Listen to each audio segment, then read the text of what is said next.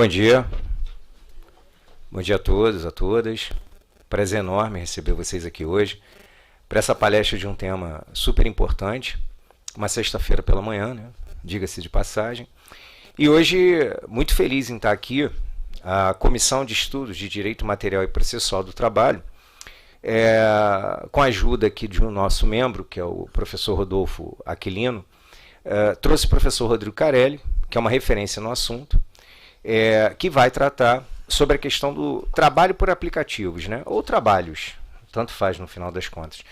E é interessante que o professor vai falar sobre aplicativos, né?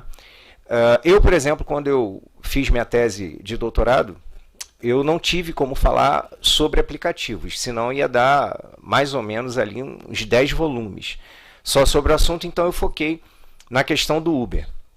E utilizei muito como referência o professor Rodrigo Carelli, né? Repito, com suas falas, com suas entrevistas, com suas escritas, sempre contribui muito para pensarmos a respeito desse tema, tá? Agradecer aqui a presença dos nossos membros também, professor Luiz Antônio, Juliana, nossa secretária, professora Isabelle Gravatá, que está ali, advogados de renome aqui, meu ex-professor da faculdade que acabou de chegar, chegou atrasado, o professor Mário Vitor, que está aqui hoje. O cara foi uma referência para mim, me puxou para o direito e processo do trabalho, só não quando chegava atrasado, mas ele já está aí hoje, já chegou. E agradecer, logicamente, principalmente aos componentes aqui da mesa, né? Raquel Barroso, que também é integrante da comissão, Gabriela Mendes, que também é a nossa integrante, meu querido amigo e professor, eterno mestre, Ivan Garcia, que gentilmente aceitou estar aqui e ainda trouxe cabeças muito pensantes, que é a sua turma do mestrado lá da UERJ. Também agradecer aí os queridos colegas que hoje aqui estão. Ao Rodolfo, que, repito, foi quem organizou hoje o evento, devo muito a ele. E, lógico, não teria como deixar de agradecer ao professor Rodrigo Carelli, repito, mais uma vez uma referência, uma pessoa que sempre me faz pensar muito, a todos nós, quando leio seus escritos. É uma pessoa que tem uma carreira profissional e acadêmica muito atribulada, mas mesmo assim dispensou o tempo dele para estar aqui hoje, tá? Eu espero que todos vocês possam compartilhar desse grande evento. No final, gente, eu vou passar a palavra daqui a pouco para o professor Carelli, depois o Rodolfo também vai fazer umas considerações, e no final a gente vai abrir para perguntas, tá? Então, quem tiver aí alguma dúvida, que quiser de repente expor alguma situação, nossos convidados estão aqui para atendê-los também, né? Sempre na solicitude que lhe é peculiar, tá? Bom, então é isso, vou parar de falar, eu hoje sou só um ouvinte, tenho também essa oportunidade e prazer de estar assistindo essas feras aqui hoje falando, e já vou passar a palavra para o nosso convidado, o professor Rodrigo Carelli. Vamos ver. Bom dia a todos e todas, é um prazer imenso estar aqui, agradeço imensamente o convite, Dr. Rodolfo, né, a quem desfruto da convivência já há quase décadas, né, Rodolfo? Só 17 anos. 17 anos, então. Dr. Rodolfo foi meu estagiário na Procuradoria, né, mas há muitos anos mesmo, há muito tempo atrás, outra era, quase o século passado, né, Rodolfo? Né? E agradeço a amizade, né, desse tempo todo, que ultrapassou os limites do próprio estágio, né? É uma felicidade. Então, agradeço ele o convite e agradeço a AB em nome do Dr. Leandro, né, que é um prazer estar sempre aqui nessa instituição tão grandiosa. Okay? Para a gente falar sobre esse tema que realmente, né, é o tema da hora, né, é o tema da vez, e não é sem razão. Não é sem razão, e eu vou tentar explicar aqui, demonstrar. Mas para isso, né, eu, ao invés de fazer uma fala um tanto tradicional, eu vou tentar ir a fundo, ir numa radicalidade, numa raiz para a gente tentar entender o que se passa. O que está passando? Né? Se a gente vai ver, eu vou dar um spoiler aqui, a minha fala vai chegar em um determinado momento e vai questionar o título desta apresentação, dessa mesa aqui, que é Trabalho em Aplicativos no Brasil. Eu vou tentar mostrar e, no final das contas, eu vou apresentar para vocês a minha ideia de que esse título da nossa mesa não faz sentido nenhum. Então, a partir disso, que a gente, com essa ideia que eu vou aprofundar aqui essa questão. Vamos ver se eu consigo mudar daqui. Consigo sim. Né? Então, a primeira coisa que a gente fala, se eu já mudei para a plataforma digital ali no meu título e não no título aqui, a gente tem que começar a questionar também o que são plataformas digitais. Para quê? Para a gente perguntar, ou ter outras perguntas que a gente tem que responder aqui, e eu pretendo responder na minha fala. Tem sentido chamar alguém de trabalhador digital? São as plataformas digitais um setor específico da economia? As plataformas digitais podem se chamar de empresas tecnológicas?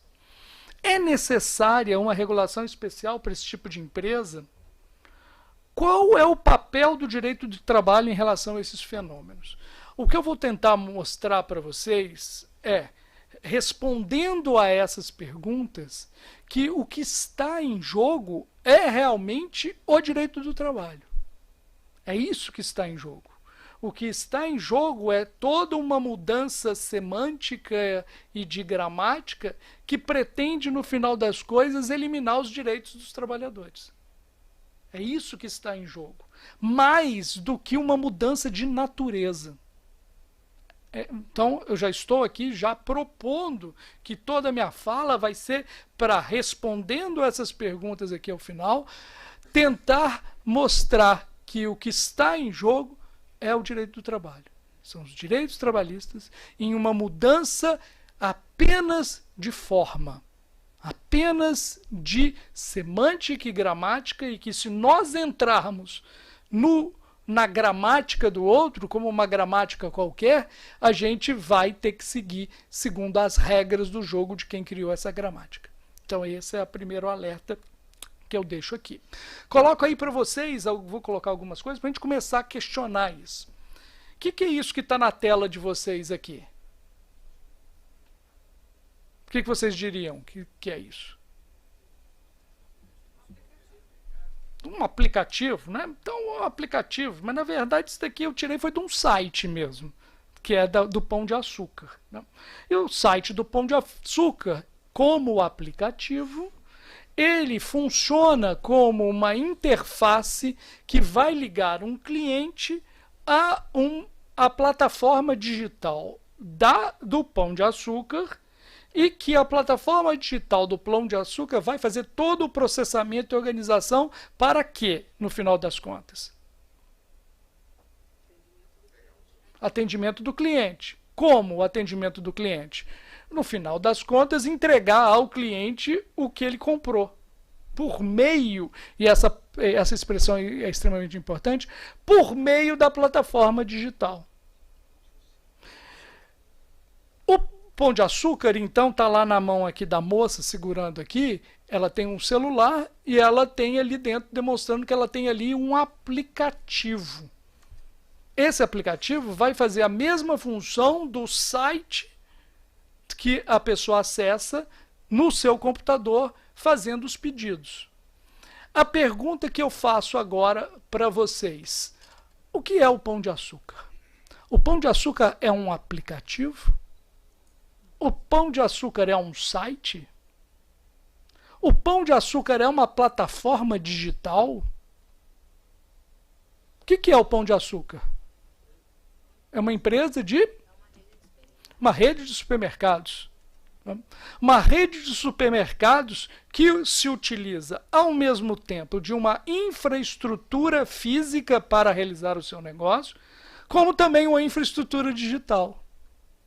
Eu não posso confundir o Pão de Açúcar nem no prédio onde funciona e a gente vai lá comprar as coisas, nem posso confundir o Pão de Açúcar com o site, com o aplicativo, ou com a plataforma digital como infraestrutura digital para a realização do serviço. Vamos outro exemplo aqui. O que é isso aqui? Apresentei aqui para vocês o app do Bradesco. O que faz o app do Bradesco? Toda a movimentação financeira. Eu diria que você está certo e está errado ao mesmo tempo. Por quê? Porque é isso que ele faz. Só que nada é feito no app. O app, que é o aplicativo, é simplesmente uma porta de entrada, de troca de dados, por isso que se chama interface. Então eu recebo dados e remeto dados que vão acessar uma plataforma digital do Bradesco, que por meio disso faz com que o cliente possa realizar todas as atividades bancárias por intermédio disso. Né? Todas. Parênteses.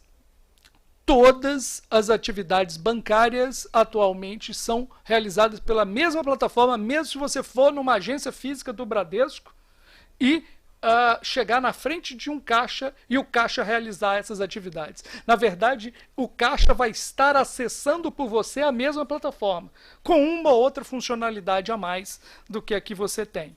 Mas ele vai acessar, porque todas as atividades bancárias hoje estão digitalizadas. São por meio da plataforma digital. Então, o que seria o Bradesco? O Bradesco seria um aplicativo? Não. Se o Bradesco quiser, inclusive, ele fecha todas as agências físicas. Como existem alguns bancos que não têm agências físicas, né? Você sabe por que o Bradesco não fecha as agências físicas? Porque é uma decisão empresarial dele. É uma decisão empresarial. Inclusive, o que nós estamos vendo por aí é que os bancos estão fechando as agências para pobre, né? E mantendo somente para rico. Né? Isso é decisões empresariais. Os ricos vão ficar com atendimento pessoal e os pobres vão ficar lá batendo cabeça no aplicativo. Né? Então, a grande questão é, o Bradesco é um aplicativo? Ele é uma plataforma digital? O que é o Bradesco? Uma instituição financeira, bancária. É isso que o Bradesco. Qual a atividade econômica que o Bradesco faz? Eu poderia colocar aqui o Itaú. O Itaú é um dos maiores e mais antigos investidores em tecnologia, né, no Brasil. O que é o Itaú? O Itaú é uma empresa de tecnologia? Não. O Itaú é uma instituição financeira e assim tá. A Magalu, o que a Magalu faz? A Magalu tem um aplicativo, tem um site, tem uma plataforma digital que faz a venda. A Magalu é o quê? É uma loja de venda de varejo, não é isso? Isso aqui é a Volkswagen. A Volkswagen hoje, cada vez isso está aumentando, né? Você pode controlar vários itens do automóvel. Eu estou colocando o Volkswagen, que é mais aqui no Brasil, mas no exterior, por exemplo, a Volvo, outras, você consegue, por meio do aplicativo e por meio de uma plataforma digital, você consegue tudo dentro do carro, né? Controlar tudo. Inclusive, tem alguns veículos, eu acho que da Volvo e da BMW, que vem instalado no carro um aquecimento de banco, mas você tem que pagar a mensalidade por meio do aplicativo, e você vai lá e você vai ter o aquecimento. Mas só se você pagar. Você compra o carro, mas aquilo é como se fosse um serviço que eles prestam dentro do seu carro que você comprou. Mas é controlado por aqui. A Volkswagen, a Volvo, seja lá o que for, são empresas de tecnologia? São, né? De certa forma, são. Como toda empresa é de tecnologia. Eu quero dizer, faz algum sentido chamar a Volkswagen de empresa de tecnologia? Não. O carro está totalmente digitalizado hoje. Né? Completamente digitalizado. A Volkswagen é o quê? É uma indústria de automóveis, não é isso? E isso aqui? O que é isso aqui? Viva Real, uma administradora de imóveis, não é isso? É um site que você pode ir lá, você pode comprar, vender ou alugar um imóvel, né? Por meio de um aplicativo que acessam a plataforma digital, que tem o cadastro e tudo, e você vai conseguir ali fazer uma aquisição, um aluguel de algum imóvel por meio dali. Isso aqui é uma plataforma digital, a Viva Real? Ou ela é uma administradora de imóveis, uma vendedora de imóveis, né? O fato dela ter um aplicativo e ter uma plataforma digital muda a natureza dela?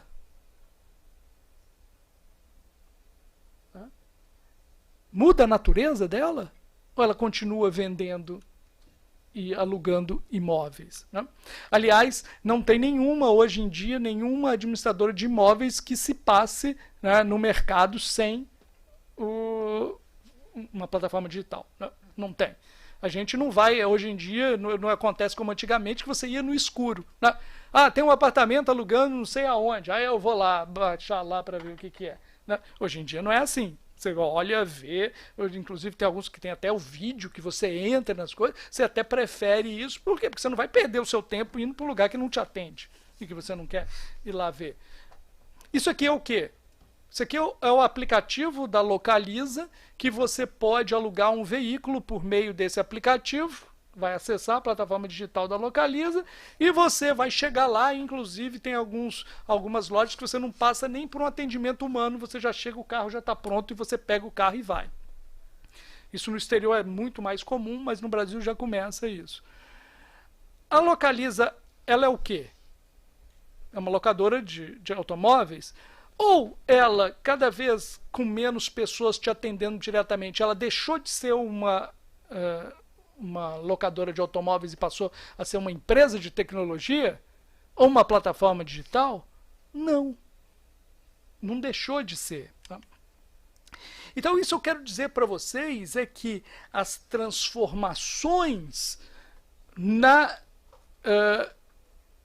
nos setores da economia, por meio da digitalização, e eu vou falar para vocês muito mais do que isso, em um processo mais amplo que nós chamamos de digitalização da sociedade, que afeta todas as dimensões das nossas vidas, afetam e vão afetar cada vez mais. Hoje em dia, nesse processo de digitalização, o que acontece? Nós temos a carteira de motorista está onde? Celular. A identidade vai para o celular, carteira de trabalho no celular, tudo está indo para o celular, né? O namoro está indo para o celular, tudo está indo, as relações estão indo pelo celular, as pessoas nem ligam mais para as outras, elas mandam WhatsApp, né? Elas preferem isso. Então o que está acontecendo? É um processo de digitalização da própria vida que está ocorrendo, e a gente tem que perceber isso. As coisas não estão alterando em natureza, mas elas estão alterando na forma pelo esse processo acelerado de digitalização. Olha isso aí que está na frente para vocês. Isso é o centro de distribuição do Mercado Livre em Minas Gerais. Aqui está antes da inauguração, gigantesco, e cada localzinho aqui vai ter um local para ficar um equipamento que alguém vai comprar em determinado momento, né? O Mercado Livre é o que na vida? É um site, mercadolivre.com.br? É uma empresa que faz o quê? Comercializa produtos. Aí vai ficar um pouco mais complicado a partir do momento em que falar, não, mas ela é uma empresa que faz simplesmente uma intermediação entre clientes e vendedores que querem comprar. Então você compra diretamente de um determinado fornecedor, fulano de tal, que está lá em não sei aonde, que vai vender para você. Só que a Mercado Livre é muito mais do que isso. Por quê? Porque se ela fosse uma mera intermediadora, para que ela ia ter isso que está na frente de vocês aí? A própria pessoa ia mandar. Ah, eu comprei, intermediei por meio da coisa, eu vou no correio, empresa, e mando para a pessoa. Por que eu preciso disso aqui? Logística. Por que é importante a logística? produto ser entregue. Mas mais do que o produto ser entregue, é para agilidade e rapidez. O que ela vende é uma entrega de um produto com rapidez. Essa que é a questão. E tem mais. A Mercado Livre garante o produto para você. Já viu isso? Isso. Ela só passa para o vendedor quando chegar. O produto da Mercado Livre vai chegar para você. Quem garante isso? A Mercado Livre. Ela garante também, né, diversos tipos de pagamento. Ela tem uma empresa que se chama Mercado Pago, que faz todos esses pagamentos. Ela até joga para você tentar jogar para você pagar por meio da financeira.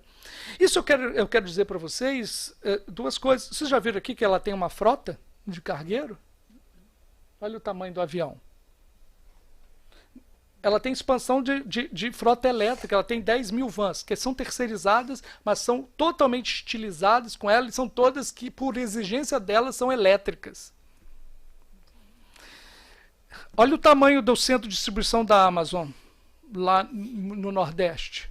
Olha o tamanho. Se a Amazon fosse uma mera intermediária, para que ela precisava disso daqui? Todos os produtos, a pessoa manda para ela, ela fica lá e ela vai vender o produto da pessoa que está dentro do armazém dela. O que eu quero falar para vocês? A Amazon e a Mercado Livre, elas são um site? Elas são uma plataforma digital? Elas são a desmaterialização de uma atividade econômica?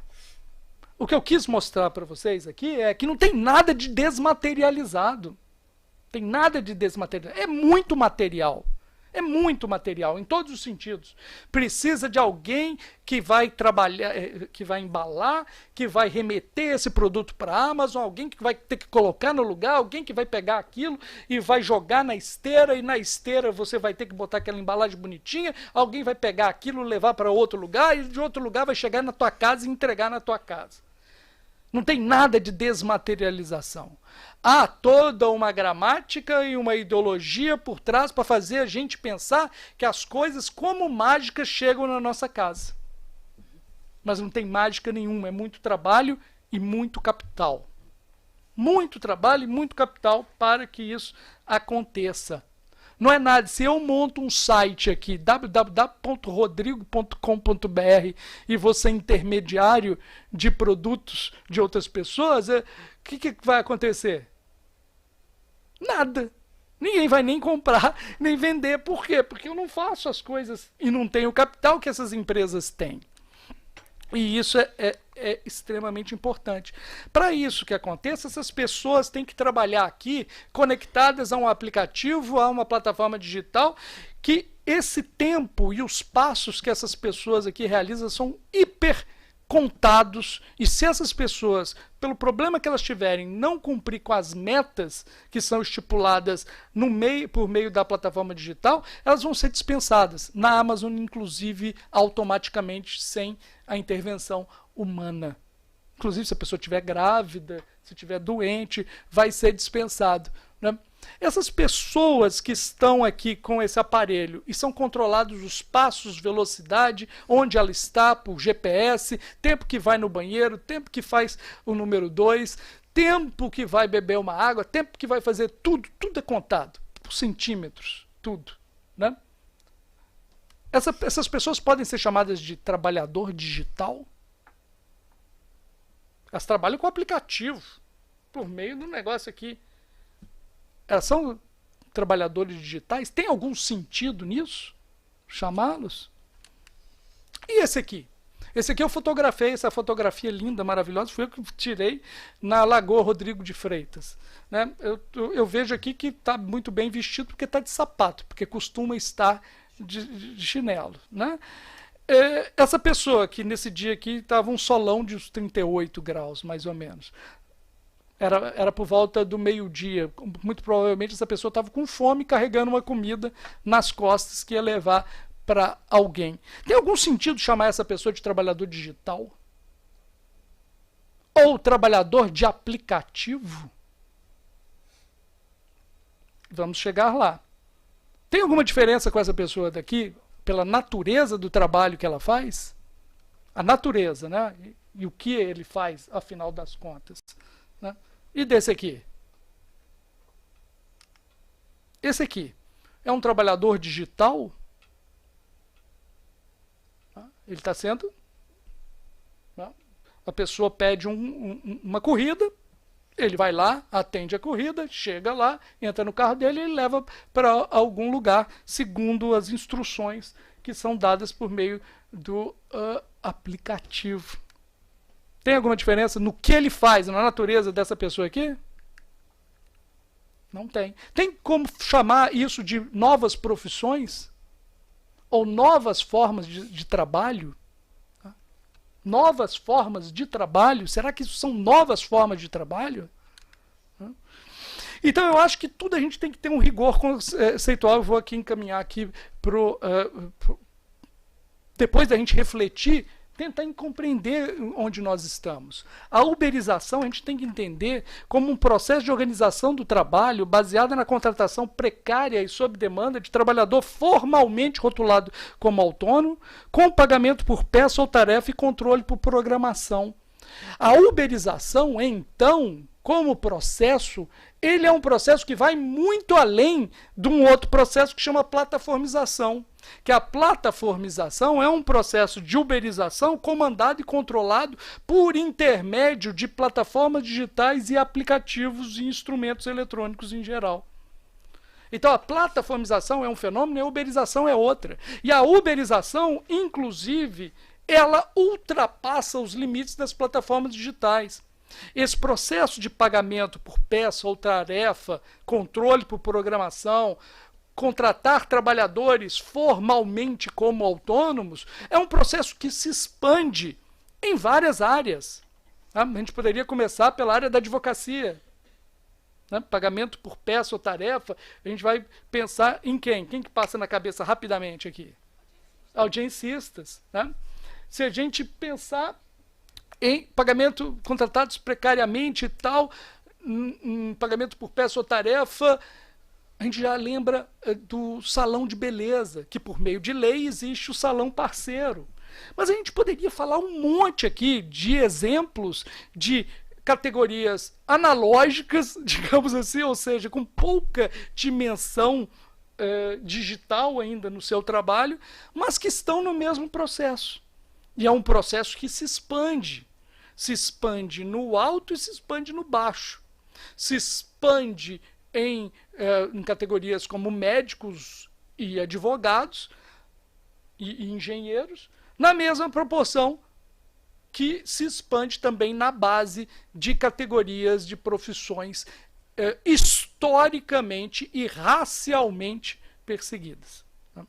Então, isso, se a gente pensar no processo de uberização e plataformização, a gente vai ver que no processo de plataformização atinge, por exemplo, no Brasil, se a gente for falar, se alguém pensa, trabalho por aplicativo, trabalho por plataforma, se eu falar isso aqui, vocês vão lembrar de 3 categorias de trabalhadores. Quais são essas 3 categorias?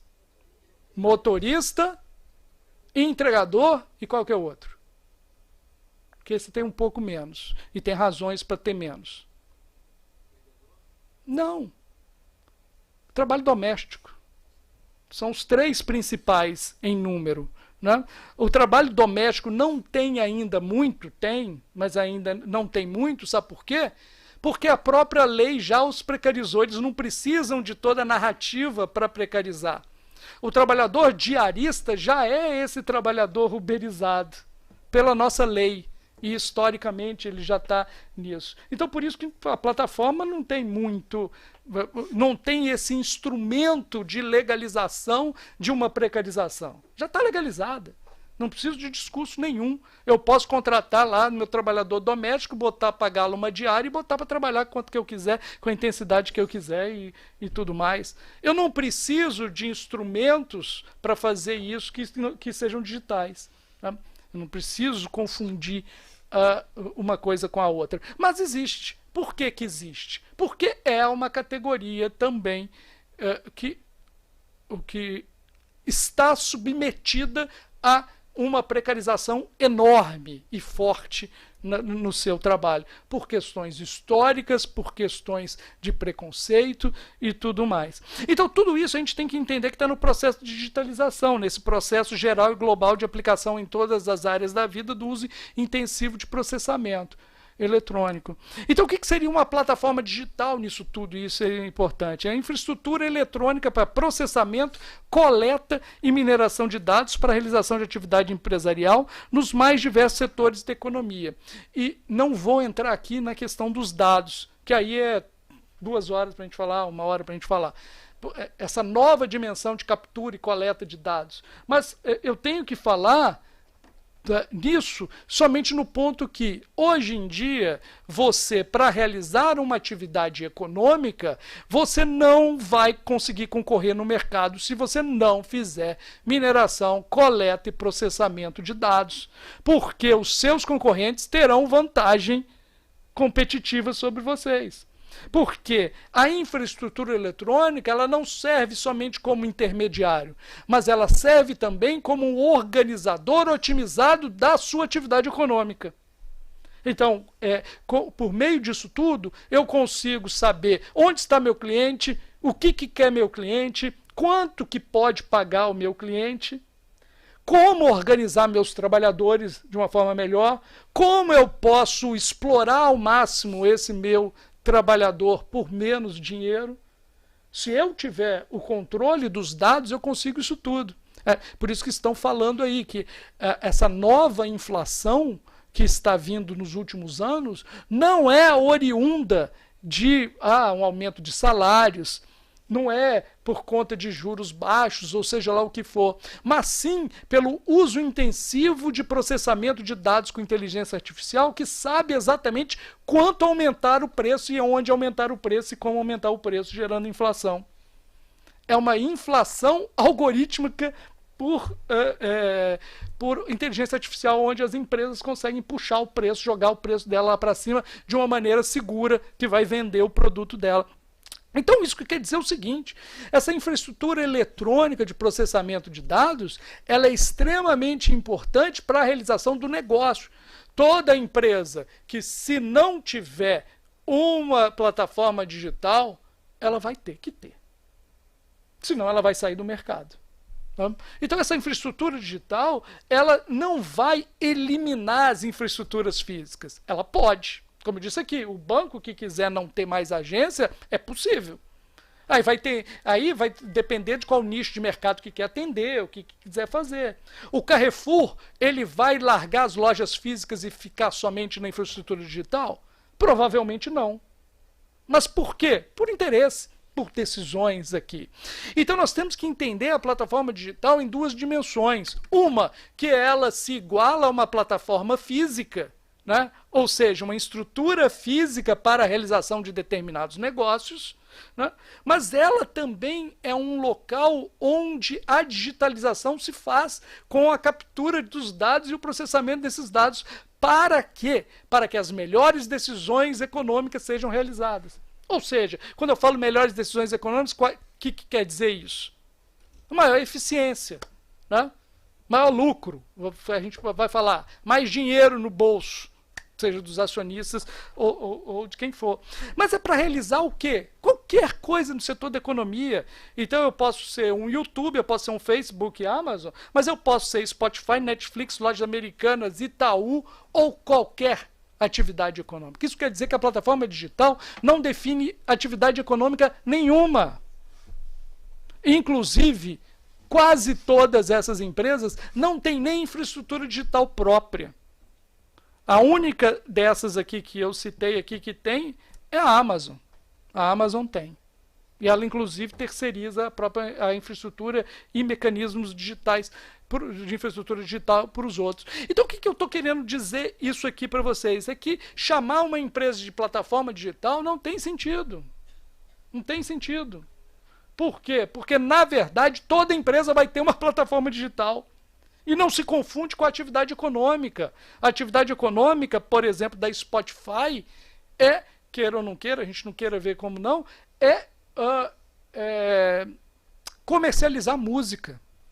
É o que ela faz, ela comercializa a música. E tanto isso é verdade agora, que eu não sei se vocês já viram no Spotify, agora tá vindo uma música que aparece antes quando você abre o coisa. Sabe o que é aquilo ali? É jabá. Aquilo ali pagou, a gravadora pagou o que pagava para as rádios para passar. Voltou o jabá. Então o que acontece? Aquela música ali, ela foi paga para que nós consumamos essa música. Então o negócio dela é comercializar as músicas. Essa que é a coisa dela. E ela remunera as músicas que ela comercializa. Só que é um comércio diferente, é um comércio por serviço, por uso, e não por propriedade, como a gente tinha, que a gente comprava um vinil e ia para casa todo feliz com aquela sua aquisição. Né? Inclusive, essas playlists que a gente faz, se acabar o contrato com o artista, ela já era, não vale nada, porque a gente não tem direito eterno a ouvir aquela música, né? Pelos direitos de uso. Mas é a mesma coisa das lojas americanas. A loja americana também não é uma plataforma digital. É uma empresa que tem uma plataforma que atualmente tem como seu primeiro e principal ponto de realização dos seus negócios o meio digital. E todas essas têm um aplicativo. O que é o aplicativo? Aí a gente vem pelo nome daqui. O aplicativo é uma mera interface para acesso à infraestrutura eletrônica. Você chamar uma pessoa, a Uber, de aplicativo, é você reduzir a tudo que essa empresa faz, que é uma organização com capital e trabalho, uma infraestrutura física gigantesca, custos gigantescos para a realização de uma atividade econômica. Qual que é a atividade econômica da Uber, gente? Transporte de pessoas. É muito claro isso, né? Mas muita gente não quer ver, porque entra na gramática alheia. Não, é só um aplicativo. E as pessoas acreditam mesmo que esse programinha que não ocupa nenhum espaço aqui faça mágica. Isso aqui não faz mágica nenhuma. Isso aqui, simplesmente é um ponto de acesso, em que você acessa lá e eles acessam a gente, controlam a gente o tempo inteiro. Né? A Uber precisa de bilhões de dólares para funcionar. Até hoje ela está em prejuízo, né? Não sei se vocês já ouviram falar. Ela acumula 30 bilhões de dólares de prejuízo. Isso dá 150 milhões de reais, é muito mais do que um Banco do Brasil de prejuízo, ou seja, de dinheiro que já queimou. A iFood já queimou mais de 200 milhões de reais. Então precisa de um capital enorme, né, para realização e conquista de um monopólio em um mercado. Né? É isso que eles estão pagando, por um possível monopólio em que ali pode ser que alguma coisa aconteça. Né? Então a inteligência artificial com a concepção de desenho, né, que tenta maximizar e produzir o resultado. Igual ficam falando, não, a inteligência artificial, fica milhões de discussões sobre a inteligência artificial, sobre o que nós vamos fazer com a inteligência artificial. Inteligência artificial, gente, é um instrumento de tomada de decisões médias empresariais. Tomada de decisões automáticas. O que acontece? Eu dou um input e digo o seguinte, olha, tem esse negócio, eu quero obter esse resultado. Você tem esse parâmetro. De resto, crie você. O que vai acontecer? Por meio de correlações, que inteligência artificial é tudo menos inteligência e menos artificial, né? Não é nem inteligência nem artificial, né? Na verdade faz correlações, ela não compreende nada do que está fazendo, e por meio de correlações ela chega a um determinado resultado otimizado do que eu pretendi lá no começo. Então discute, mas qual que é a responsabilidade na inteligência artificial? Olha, quem utiliza a inteligência artificial para realizar um negócio, ela é responsável pelo resultado. Por quê? Porque é a mesma coisa de uma empresa dizer, não, eu não tenho responsabilidade disso porque era o Rodrigo, empregado lá, que fez a bobagem. Tem algum sentido isso? Ou, né, que eu sou dono de um cachorro, né, um cão bravo, e o cão vai e ataca alguém. Aí eu falo, não sei o que passava na cabeça do cachorro, né? Eu não sei o que passou na cabeça do cachorro para ele ter atacado. É mais ou menos o que as empresas se defendem. Elas falam, eu não sei como que a inteligência artificial chegou a esse resultado, eu não consigo compreender isso. Eu também não consigo compreender o que passa no meu filho que vai e quebra o vidro de algum lugar. Mete, pô, não, isso acontece, né? Uma coisa assim, né? A gente não tem controle sobre nossos filhos, sabe o que passa? Mas nós somos responsáveis pelos nossos filhos? Somos. Pelos atos deles e pelos atos dos prepostos também, não é? Eu sei o que passa na cabeça do meu preposto? Não sei. Né? Mas o que acontece? Então é a mesma coisa. Então a gente começa a... E aí que eu falo que a gramática importa, a gente começa a entrar na gramática e entrou na gramática, a gente segue a regra do jogo deles.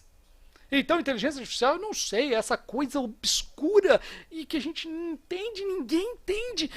Não, ninguém entende, o problema é seu. Se você utilizou como um instrumento e causou dano, você assumiu o risco de causar um dano. É simples a questão da responsabilização em inteligência artificial. Mas a gente quer...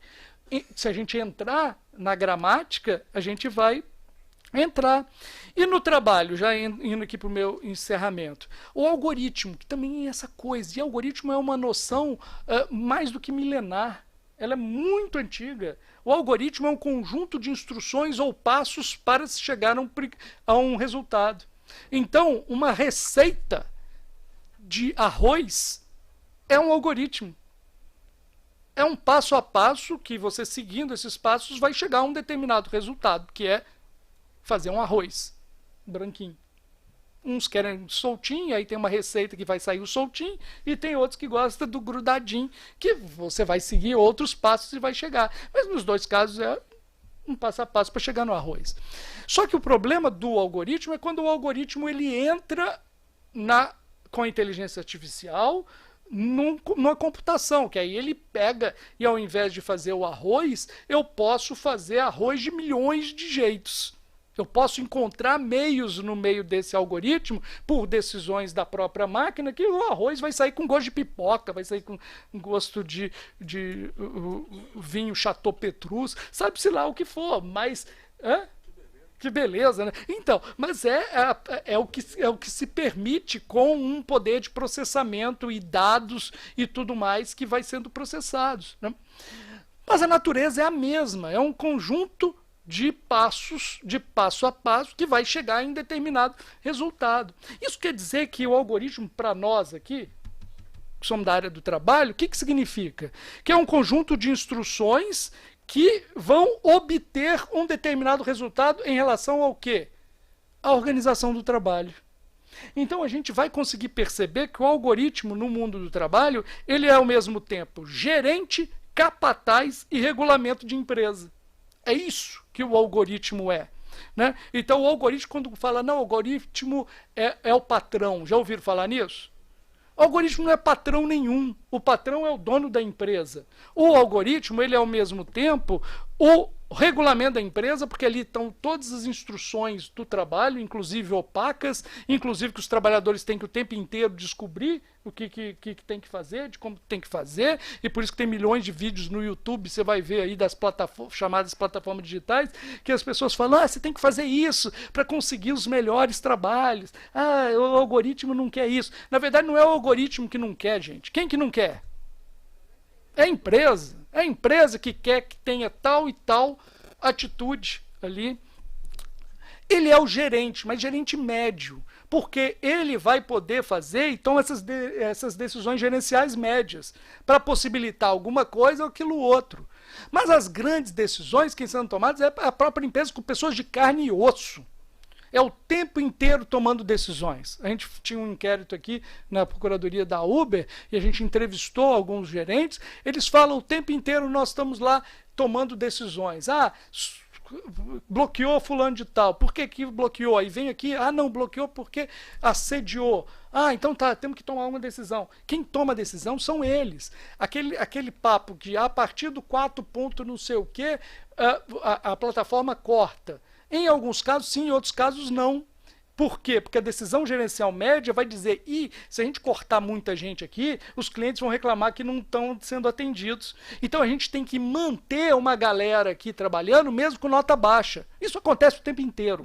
Isso acontece o tempo inteiro. Essa nota de corte é uma nota flutuante a partir do número de trabalhadores que a empresa quer que tenha atuando, que ela precisa ter. E hoje em dia é fácil ela saber disso, porque justamente pelos dados e processamento de dados, ela consegue compreender qual o número que ela consegue realizar, número de trabalhadores que ela consegue realizar bem o serviço dela. Né? E ao mesmo tempo é o capataz, porque fica o tempo inteiro implicando com o trabalhador, o tempo inteiro punindo o trabalhador, o tempo inteiro falando para o trabalhador o que ele quer. Então, para a gente é muito simples, esse conjunto de instruções, ele é, ao mesmo tempo, o capataz, o gerente médio e o regulamento da empresa. Então, já indo realmente agora para o meu final, eu queria mostrar só para vocês que, as pessoas falam, a gente tem que ir para o século XXI. Aí eu pergunto para vocês, será que a pessoa trabalhando sem direitos em uma empresa de transporte ou uma empresa de entrega de comida ou de doméstico é o futuro?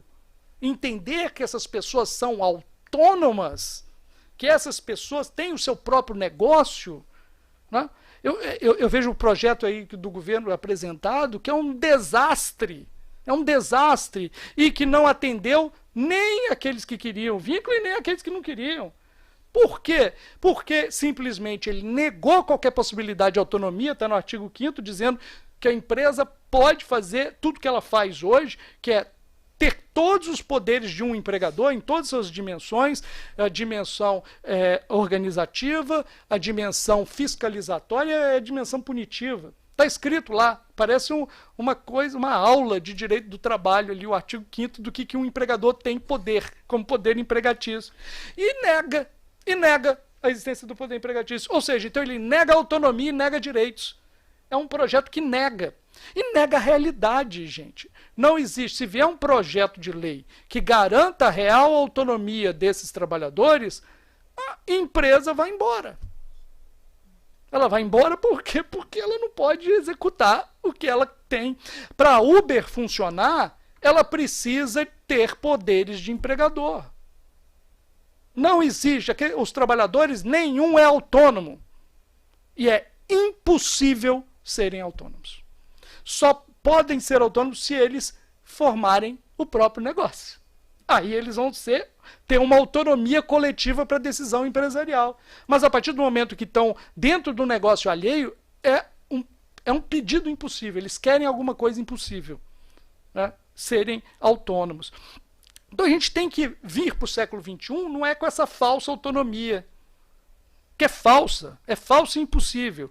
A gente tem que, como essas decisões que eu estou falando aqui, conseguir compreender como essas formas todas, o que é a geolocalização, que é o controle por meio do GPS, da localização das pessoas, como que a subordinação algorítmica, que está no artigo 6º, parágrafo único da CLT, nós somos o único país do mundo que previu a subordinação algorítmica antes da hora. Por quê? Porque não é novidade esse tipo de controle.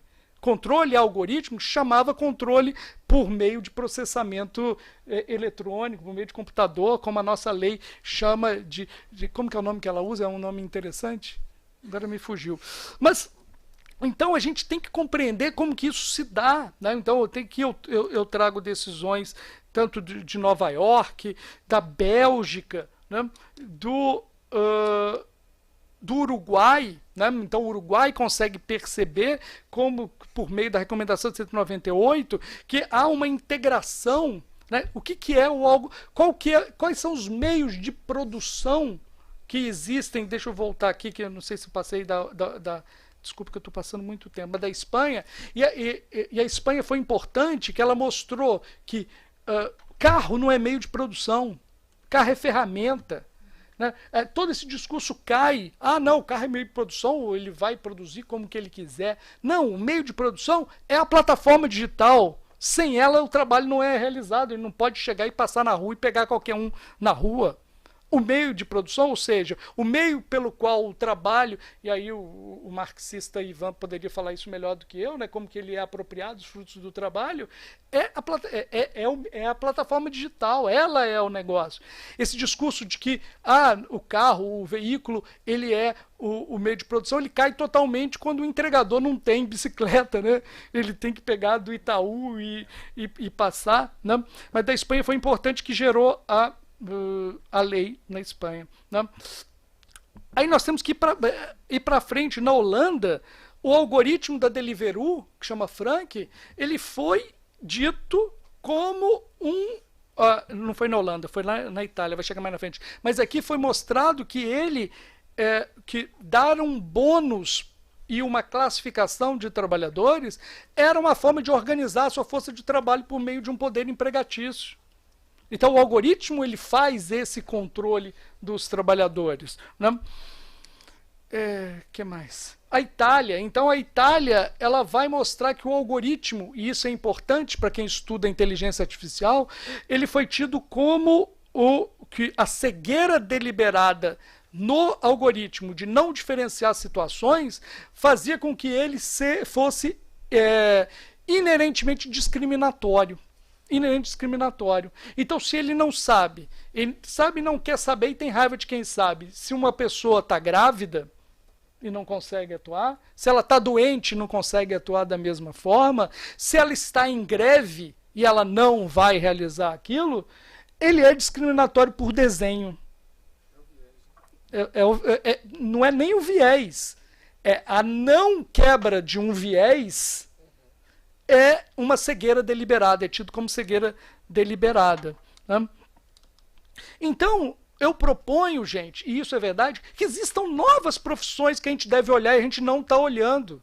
A gente está vendo as profissões velhas e chamando de novas, né? E querendo retirar direitos e negar direitos. Mas a gente não está vendo esse pessoal aqui que são os streamers da Twitch, que estão trabalhando, da plataforma Twitch, os influencers nas várias plataformas digitais. Hoje já temos centenas de milhares de pessoas trabalhando no Brasil com isso. Ninguém pensa como que essas pessoas vão viver daqui a alguns anos e daqui a um tempo, né?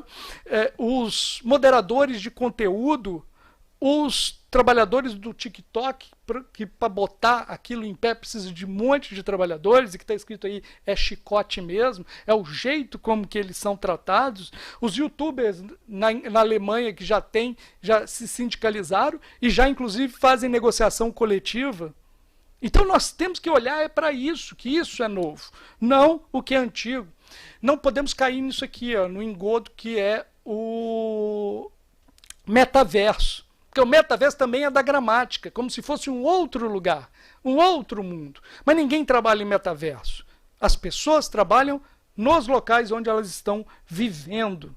Elas vivem, elas trabalham aqui. É como se eu estivesse numa reunião de Zoom e dissesse que eu estou em outro planeta, em outro mundo, outra coisa. Não, eu estou fisicamente em um lugar e vou trabalhar com outra pessoa. Gente, que eu queria para encerrar, nós temos o que os outros não têm em relação à plataforma digital. Nós temos os meios telemáticos informatizados de comando, controle e supervisão se equiparam para fins de subordinação jurídica aos meios pessoais e alheios de comando, controle e supervisão. Nós temos toda a chave já na nossa legislação, desde 2011. A primeira plataforma digital que se chamou disso, que foi Uber, que entrou no Brasil, foi em 2014. A iFood já funcionava com outro nome, que era chamada Disque Cook.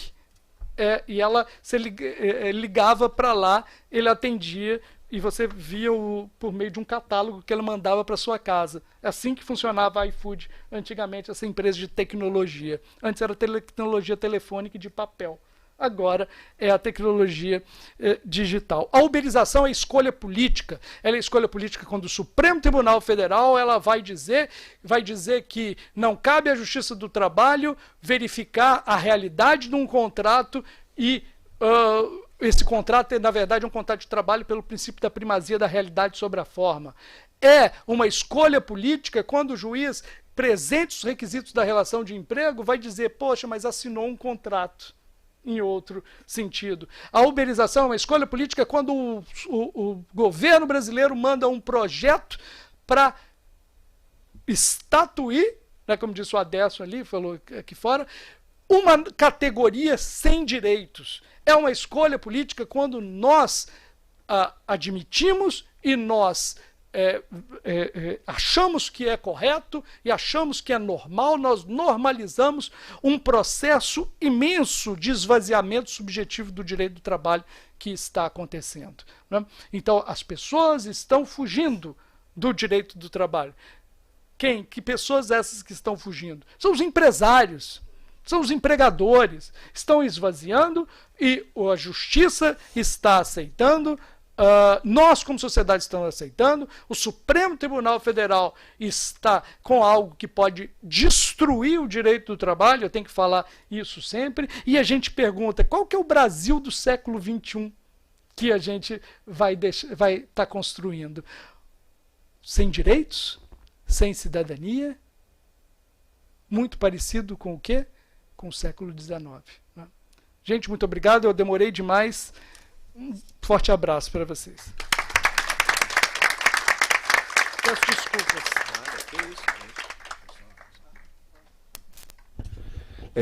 Bom, não tem que pedir desculpas, professor. Foi ótimo.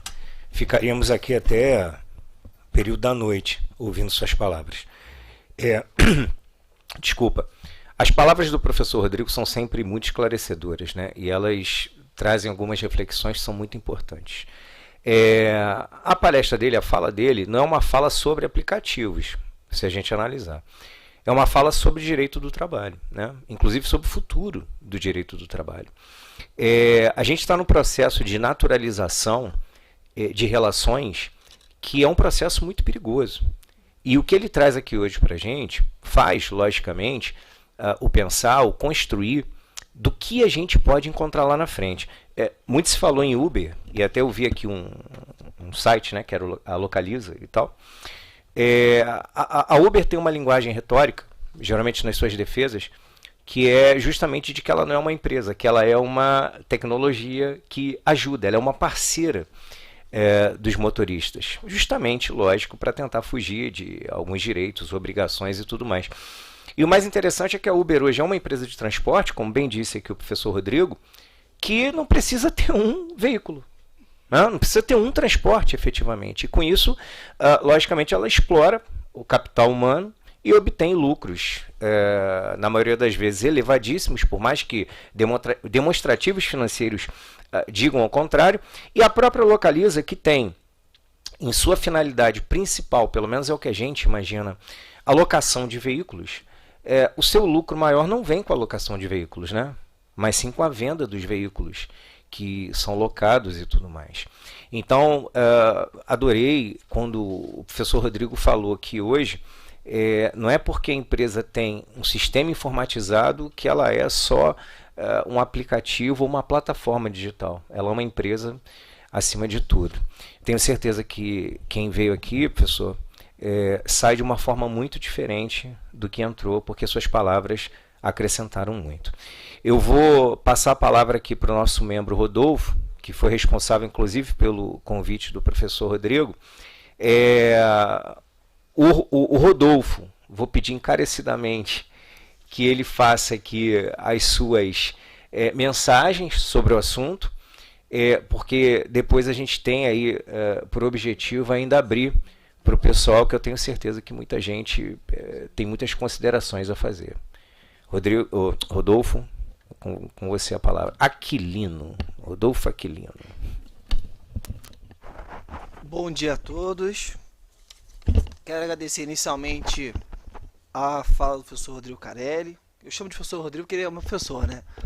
Eu tive a honra de ser estagiário dele há só 17 anos atrás. Vou falar isso logo. Ele tá bem, tá, gente? Só passou 17 anos para ele e para mim. Mas muito honrado de sempre ouvi-lo. Eu falo que ele é meu professor porque até o meu conceito de terceirização, que foi meu aluno, mas não foi meu aluno, sabe disso.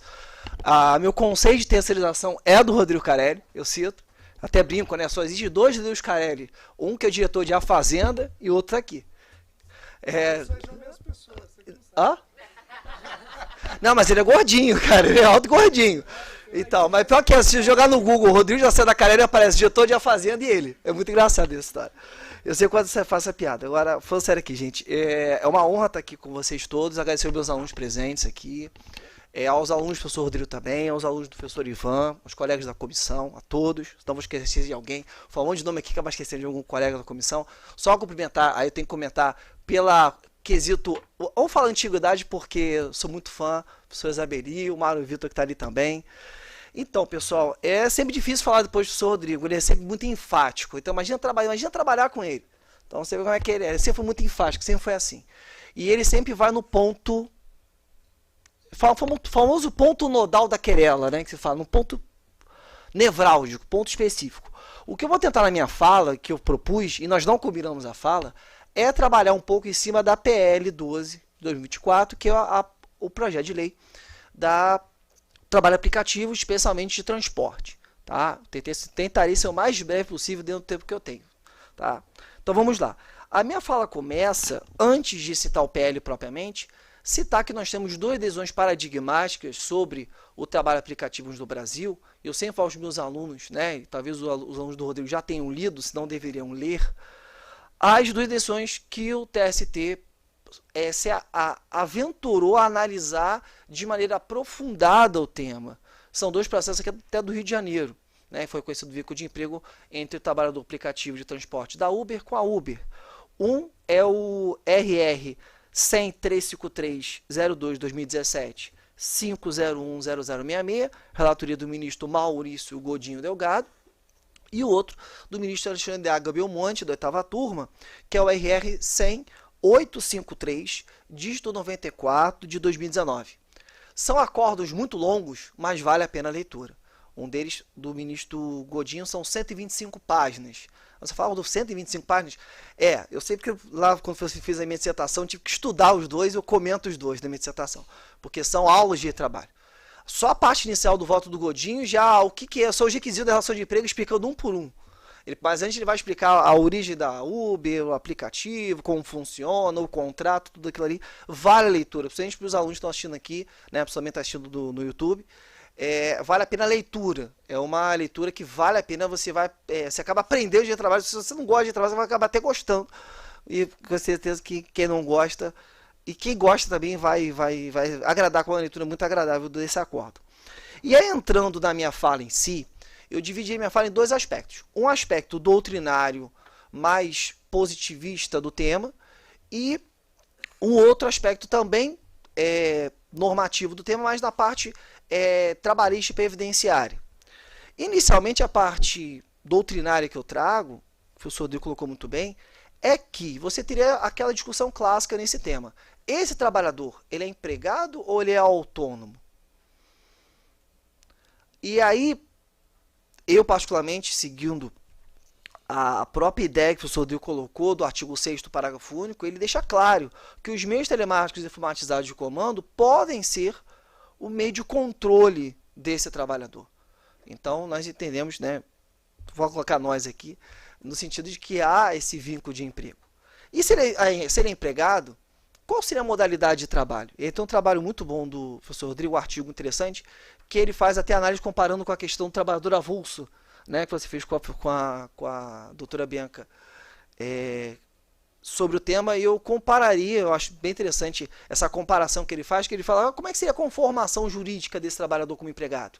Eu defino que seria trabalhador até mesmo horista, né? Você é trabalhador horista, ele já ativou o aplicativo, ele está trabalhando, desabilitou o aplicativo, desligou o aplicativo e não está trabalhando, né, gente? Estou pensando que desligou o aplicativo e parou de trabalhar. Está descansando, está em casa fazendo outras atividades. Então, ele seria empregado. Isso eu falo aplicativo especificamente para os aplicativos, né, de entrega de comida e também de transporte. Então, eu entendo que seria a conformação jurídica, seria de empregado, e enquanto ele estaria trabalhando, com o aplicativo ligado, funcionando, ele é empregado e vai receber pelas horas. E aí toda a conformação jurídica de empregado horista se aplicaria para ele, a minha humilde opinião aqui. Já entrando no PL, que é o projeto de lei 12 de 2024, e nós temos alguns aspectos que devem ser abordados, e realmente eu concordo com o professor Rodrigo, no sentido de que o PL, o Rodrigo está até um artigo falando do famoso NEM-NEM. Mas antes, vou até fazer um comentário aqui, que o Rodrigo falou de plataformização, uberização. Eu vou falar uma expressão, a aluna está até ali do cantinho, eu até a convidei para assistir hoje a palestra, porque eu fiz a banca TCC dela ontem, que eu aprendi é bom que é sempre bom a gente aprender. TikTokização no direito do trabalho. Ela colocou no TCC dela ali, a Micaela está ali no cantinho. E aí foi bem interessante, porque eu falei, nossa, TikTokização do direito do trabalho, eu não tinha ouvido falar. Acho que também nem é você. Aí ela falou que os próprios TikTokers falam essa expressão. Achei sensacional. Eu falei, TikTokização do direito do trabalho. É sempre bom aprender, tá vendo, gente? Isso é bom aprender. Então até eu convidei, eu falei, olha, né, Micaela? Falei, tenta ver se obrigado você ter vindo, viu? Falei, vou até convidar para assistir, porque eu vou até botar na minha fala, até acrescentei aqui de ontem para hoje, a TikTokização. E qual que é o grande problema aqui? Entrando no PL, e ele é totalmente criticável, eu vou tentar ser o mais sucinto possível dentro do que o PL traz. O PL divide uma parte inicial que fala da relação entre, e aí vem o grande problema de ele ser até mesmo muito simplório, porque ele fala apenas em intermediação entre empresa operador de aplicativo e o transportador individual de passageiros de veículo automotor. O PL ele é muito tímido porque ele fala só desse transportador, né? Não fala, por exemplo, de entrega de comida ou outras atividades com aplicativo. Então ele é muito tímido nesse aspecto. E já no início, ele tem um problema. Por quê? Se você aprender um pouquinho de trabalho, você sabe que o artigo 7º caput da Constituição diz: são direitos de trabalhadores urbanos e rurais, além de outros que visem a melhoria de sua condição social. Então, poderia defender constitucionalmente que esse trabalhador, não vou discutir se ele tem vínculo ou não, ele tem direito ao rol do artigo 7º. O PL não fala isso. Ele dá a entender que ele tem alguns direitos e, se quiserem, as empresas poderão negociar outros direitos. Então, por exemplo, o PL não fala especificamente sobre isso. Normas de saúde e segurança do trabalho. Eu vou ter que fazer uma negociação coletiva para garantir normas de saúde e segurança do trabalho para ele? A própria Constituição já garante no artigo 7º. Então, ele é muito incipiente, esse projeto, exatamente por trazer alguns direitos. E aí o Rodrigo colocou muito bem a questão do empregado doméstico, e eu sempre vou colocar que o empregado doméstico sempre foi notadamente o que a gente chama de uma subclasse de empregado.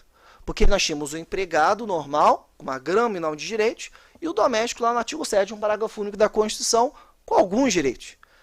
Essa pessoa seria nem a primeira classe, nem a segunda, seria a terceira, a quarta classe, digamos assim, de trabalhador, empregado que eu falo. Vamos colocar assim. Se eu considerar como trabalhador, eu teria empregado, o doméstico e só depois ele. Então, o artigo 7º caput não se aplicaria para ele? O PL dá a entender que não. Porque o artigo 4 da fala é o seguinte, até vou pedir licença aqui, ele fala o seguinte, para deixar bem clara a minha fala. Sem prejuízo exposto no artigo 3º, outros direitos não previstos nesta lei complementar serão objeto de negociação coletiva. Ou seja, o que não está na lei complementar pode ser objeto de negociação coletiva. Então aqui eu defendo uma grave, até mesmo de inconstitucionalidade desse projeto, quando traz uma diferenciação de direitos básicos. E aqui, gente, interessante, essa inconstitucionalidade para mim é tão patente, você não precisa nem discutir se ele é empregado ou não. Eu só estou discutindo no artigo 7º, no aspecto de ser um trabalhador. Então, não estou nem entrando na seara, eu defendo que seria empregado, mas ainda que você não defenda, você tem liberdade até de discordar da gente aqui, entender que ele é autônomo. Mas espera aí, e os direitos mínimos do artigo 7º? Direitos básicos. Porque o PL vai só tratar basicamente mesmo de salário por hora, que não pode ser menor que salário mínimo, mas o resto, espera aí. E aí, avançando na minha fala, o artigo 3º trata de que ele teria autonomia desde que com plena liberdade para decidir sobre dias, horários e períodos em que se conectará ao aplicativo. Aí vem aquilo que a gente aprende na Faculdade de Direito, na aula de princípios. A primazia da realidade pode permitir, então, desde que ele não tenha essa autonomia, que ele possa pedir o vínculo. É aquela coisa do operador de direito que pensa sempre no artigo 9º da CLT. Então dá até para discutir mesmo, ainda que com o PL, ele desse essa abertura de discutir vínculo.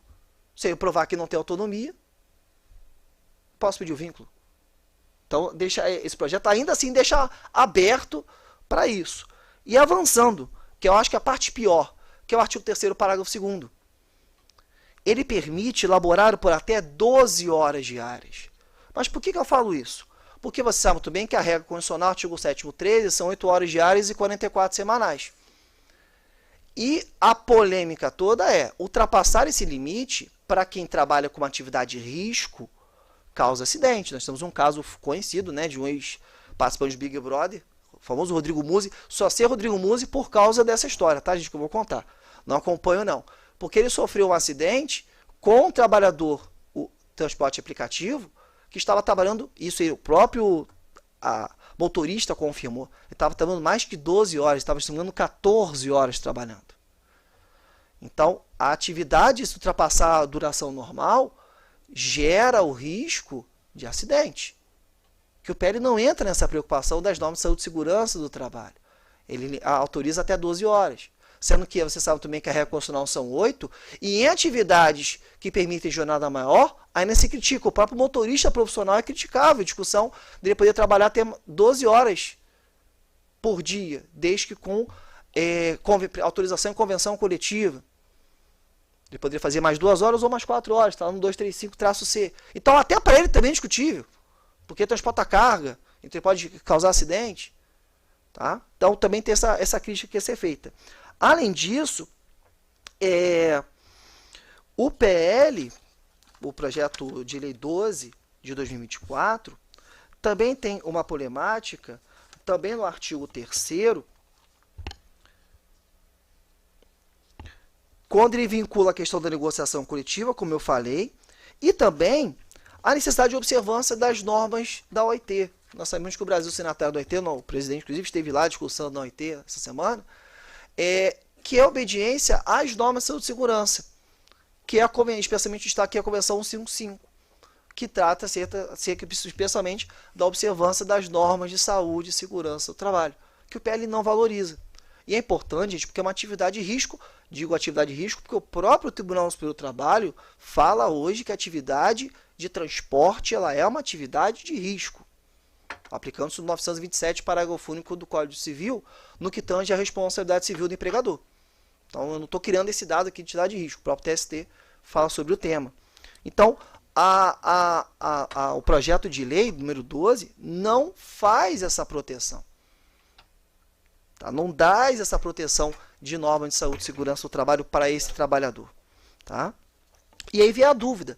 Olha, se esse trabalhador não é empregado, ele não tem direito a essa proteção? Ou essa proteção só é devida ao empregado? Olha, essa proteção é devida a empregado ou não? Eu estou colocando uma fala bem genérica para questão de se ele... Estou nem considerando como empregado, estou considerando o próprio projeto de lei em si. Então, essa proteção é devida a ele sendo empregado ou não. É isso que a gente tem que colocar aqui, que é importante a gente analisar e pensar. E trago ainda, e aí o Rodrigo até cita na sua fala, as recomendações da OIT 198-202. E aí eu vou até, agora o Rodrigo falou de jabá, vou fazer um jabá meu, mas o jabá é humilde, porque a minha dissertação de mestrado, até o Rodrigo fez o prefácio do livro, que vai sair, e lá eu defendo exatamente que o artigo 7º e as recomendações da OIT e as próprias normas internacionais que o Brasil segue, daria a possibilidade de defendermos um direito fundamental à relação de emprego. Mas por que um direito fundamental à relação de emprego? Por ser uma opção constitucional. A nossa Constituição optou pelo emprego. Tanto no artigo 7º, quanto no 170, quanto uma série de outros dispositivos, assim como o Brasil ao seguir normas internacionais. A própria Constituição da OIT. Então, aqui podemos defender que esse PL afronta esse direito fundamental à relação de emprego ao afastar categoricamente pelo projeto o vínculo de emprego. Apesar de que eu já te dei a brecha para você defender que ele pode ser empregado pelo próprio projeto de lei. Dá para trazer isso. E, por último, eu queria colocar a questão previdenciária que, lendo, não sou da área previdenciária, mas dando uma rápida lida no projeto, que é a questão da cobertura. Por quê? Porque o projeto de lei traz como cobertura previdenciária a do chamado segurado individual, que traz uma cobertura diferente previdenciária do segurado empregado. Então, esse trabalhador, até mesmo sob o aspecto previdenciário, vai ter uma proteção diferente do empregado. E aí nós temos a aplicação dos artigos 71, parágrafo 2º, inciso 1 a 3 da Lei 8.213 e o requisito carência no que estão os artigos 25 e 26 da Lei 8.213. Tá? E para fechar minha fala, agradecendo a presença de todos aqui, muito bacana estar a presença de vocês, colocar que é sempre muito feliz estar numa sexta-feira, essa hora da manhã, vendo todo mundo atento e que gosta de trabalho. E até como diz um amigo meu que é juiz estadual, quando ele manda sempre uma notícia do Supremo e fala assim, reclamação constitucional, reclamação constitucional. Então, valorizemos sempre o nosso dia de trabalho, que eu aprendi muito com esse cara que está ali do lado, e continuo estudando e abrindo para perguntas. Muito obrigado a todos. Ótimo dia.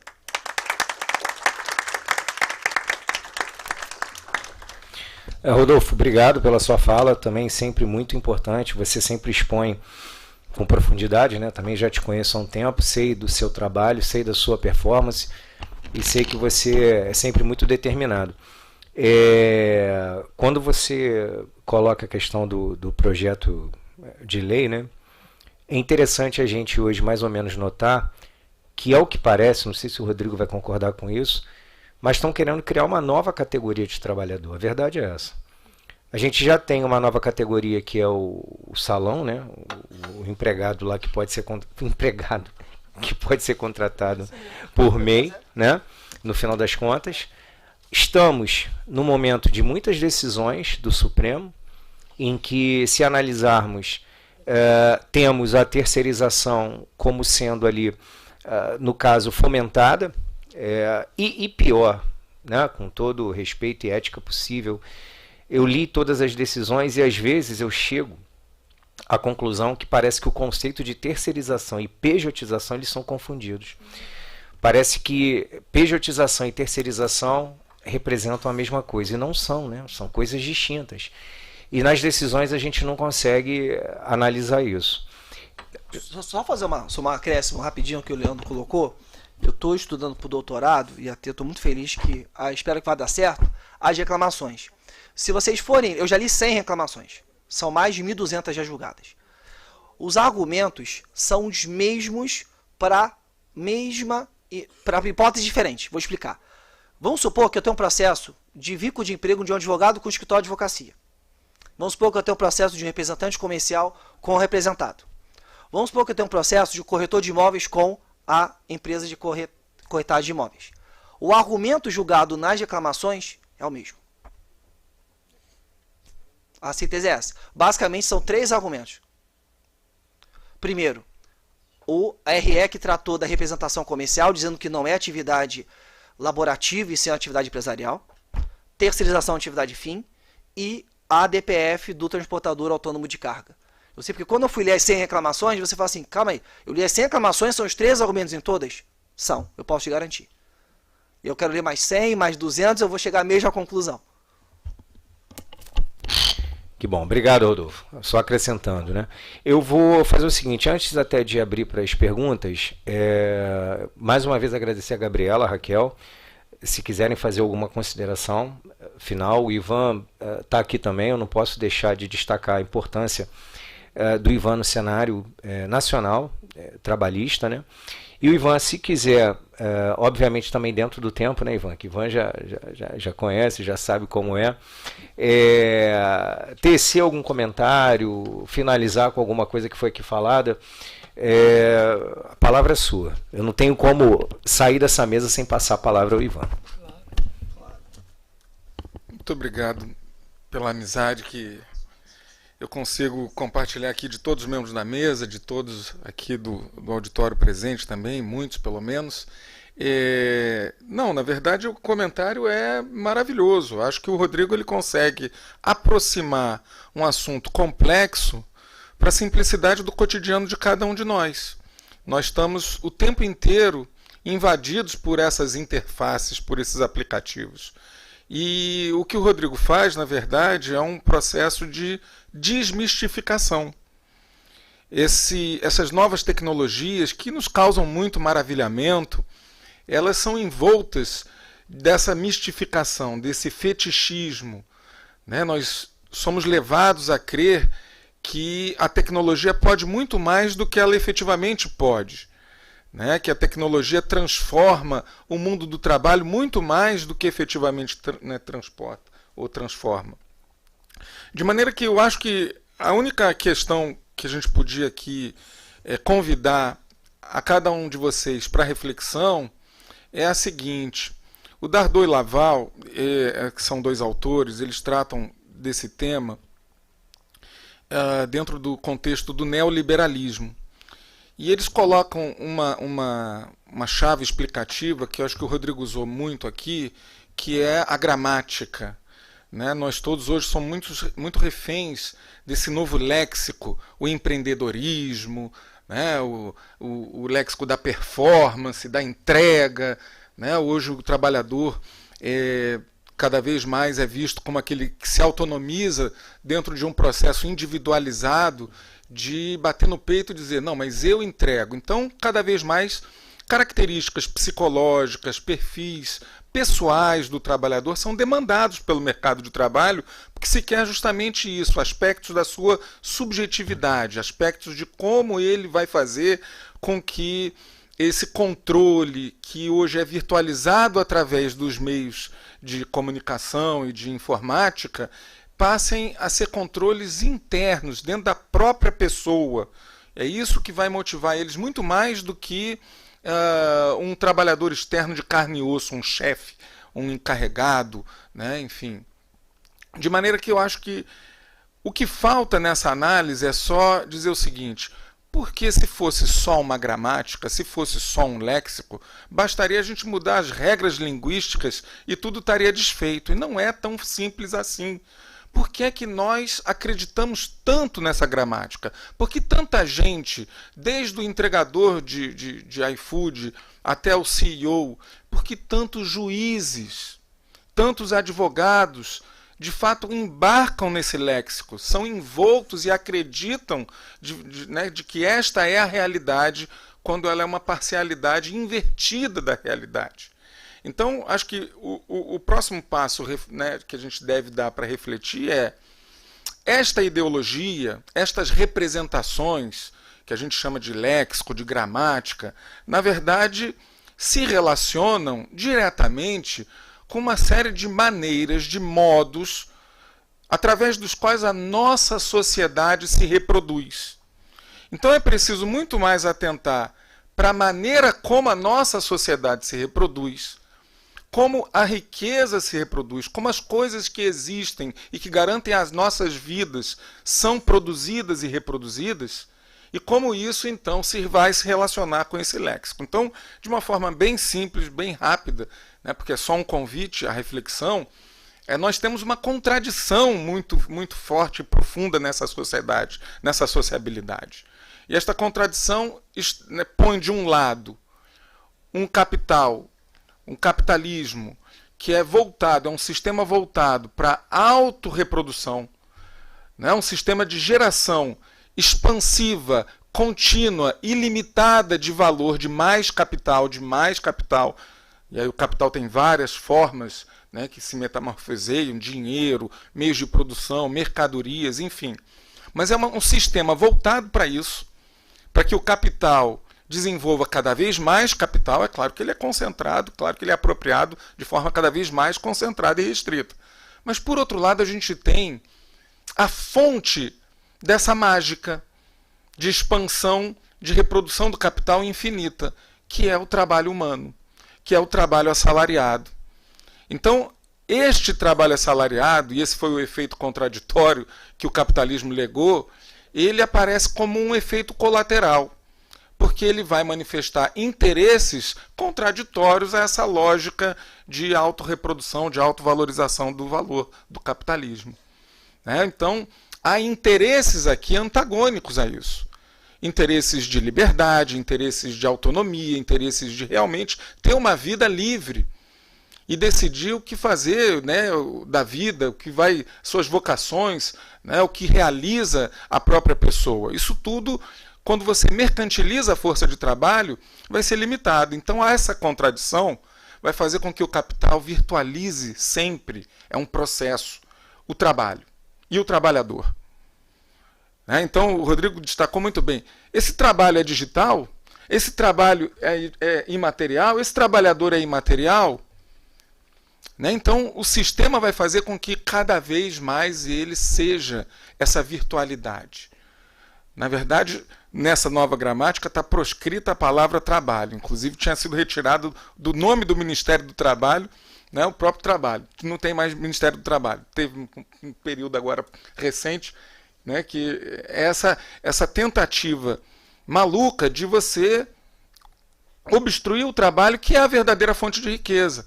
Então, o capital aparece como sendo o único e exclusivo responsável pela produção de tudo que existe. O único e exclusivo responsável pelas maravilhas que a tecnologia nos envolve no nosso dia a dia. E, a rigor, o que está por trás de tudo que existe é o trabalho assalariado. Então, essa contradição é importante que a gente retome, até para entender que essas tecnologias são meios de produção. Né? O Rodrigo até questionou aqui a questão da jurisprudência espanhola, que coloca o carro do motorista do Uber como ferramenta de trabalho.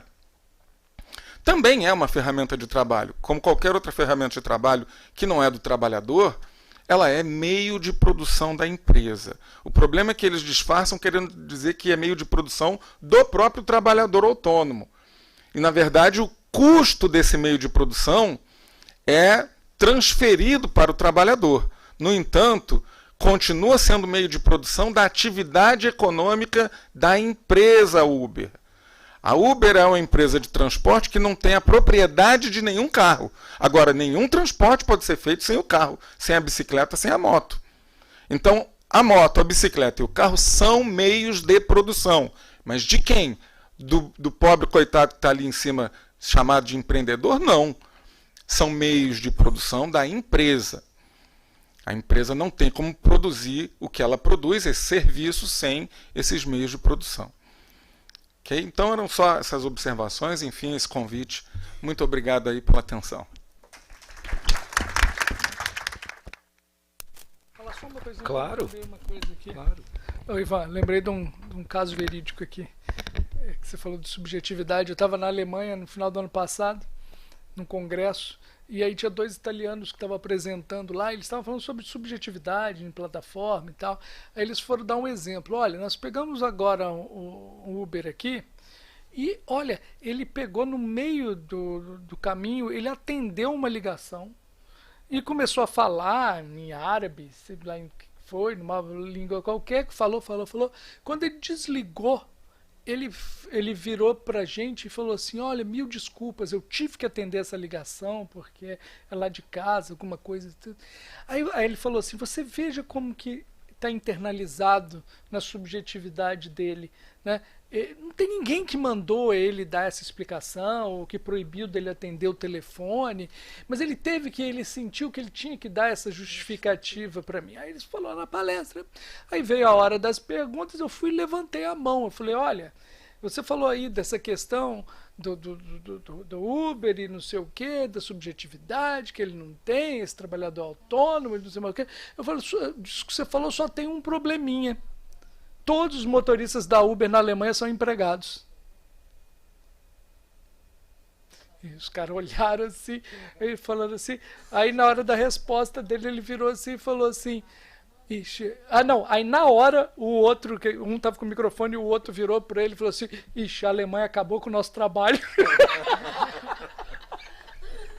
A Alemanha acabou com o nosso trabalho. Era isso. Obrigado, Rodrigo. Obrigado. Bom, a gente está chegando ao final. Antes, vamos abrir aqui para as perguntas, mas não quero deixar de agradecer ao pessoal do YouTube que também está nos assistindo. A palestra fica gravada, depois também disponível. Agradecer, logicamente, a casa, né? Na pessoa do presidente Luciano Bandeira, vice-presidente Ana Tereza, querido Ricardo Menezes, Fábio Nogueira, pessoal que sempre apoia os eventos e as comissões. Tá? Vou passar a palavra para vocês. O microfone tá à sua frente, fatalmente, é só você apertar esse botãozinho azul para fazer a pergunta, tá bom?